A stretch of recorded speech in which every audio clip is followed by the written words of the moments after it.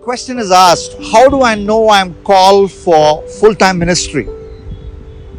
That's a question a lot of young people have asked me. The answer comes from God's word. The call of full-time ministry or call of ministry in general comes from four different directions. It comes from God. It comes from above. Have you read God's question to Jonah, the last verse of the book of Jonah? God said, Nineveh has 120,000 people. They don't know left hand from right hand. Should I not be concerned about them? God was concerned about the perishing souls that were there in the world during the time of Jonah. And the same God is concerned about the perishing souls. He has a missionary heart. God the Father has a missionary heart. And because of our intimacy with Him, the more we get close to Him, His burden will get transferred to us. And that's how we hear the missionary call.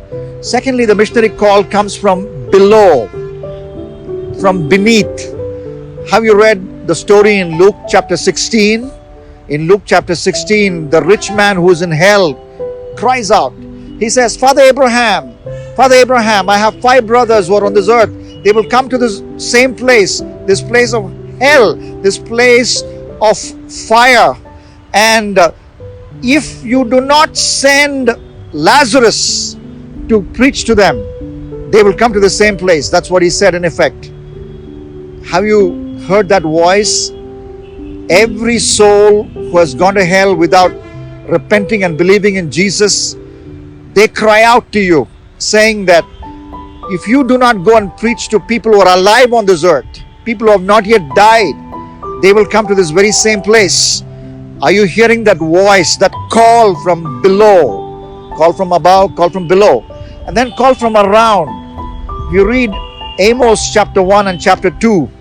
Amos talks about the social crimes that are happening in the place that he was in. Brother runs after a brother with a sword, trying to kill.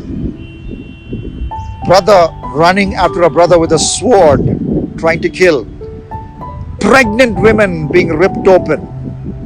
Father and son visiting the same prostitute.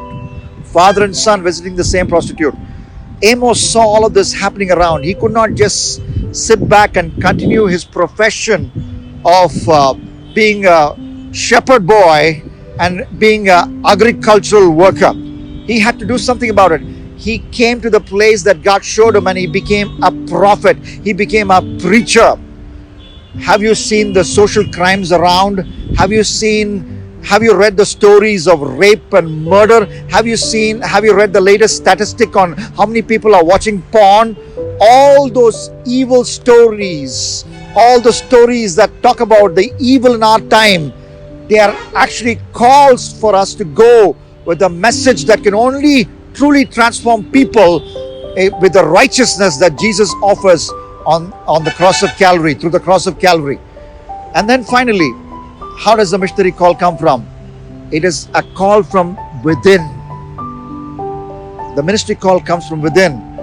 Read Habakkuk chapter 1 and verse 1.